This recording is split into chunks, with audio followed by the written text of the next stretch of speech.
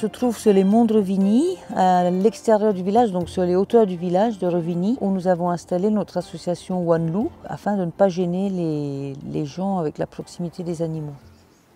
Alors on a créé l'association en mai 2013 pour faire connaître la race des chiens loups, puisqu'on arrivait avec une toute petite meute de 5 et on a progressivement grandi en rajoutant des animaux grâce à l'espace dont on disposait dans le Jura. Nous, le but, c'est de travailler, d'observer les comportements, de les sortir, de les rapprocher de nous, de les réconcilier avec l'humain. Ils communiquent entre eux, donc il y a le vocal, le hurlement, mais il y a ils sont très tactiles et entre eux, il y a toute une gestuelle, position des oreilles, position de la queue. En ce qui concerne les chiens loups, il y a les races européennes et les races américaines. Les races européennes ont été créées pour l'une dans les années 30 et l'autre dans les années 50, à partir du berger allemand, qui a été donc pour les deux races mixée avec une race de loup différente. On a tenté de garder la race près du chien, c'est-à-dire d'avoir du comportement de chien avec un physique de loup.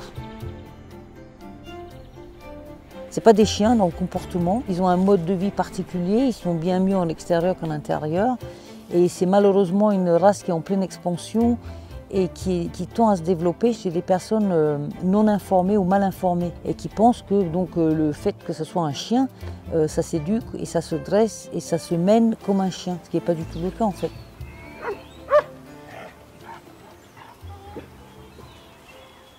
On rentre dans chaque enclos pour créer un lien, pour garder un lien avec chaque animal.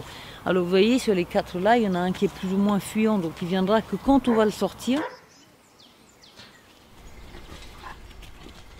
On reste en contact, nous, régulièrement avec des éleveurs et des associations qui ont donc révélé un taux de 70% d'abandon sur les 1400 naissances annuelles des 3 races confondues.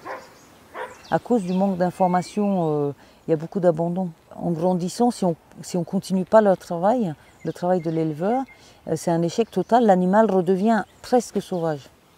On s'aperçoit, nous, en vieillissant, qu'après 6 ans, en fait, l'instinct revient. Donc nous, on travaille dessus justement avec le public, les gens qui nous rendent visite, les animations extérieures ou sur notre site, à maintenir ce lien avec l'humain. Il a un petit stress puisque les copains ils sont loin, il est tout seul avec l'humain.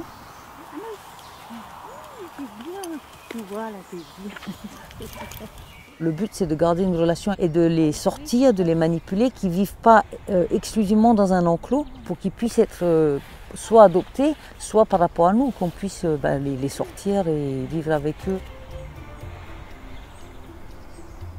On n'a pas du tout à vocation d'élevage, il y en a bien assez à l'abandon, donc pas du tout de reproduction.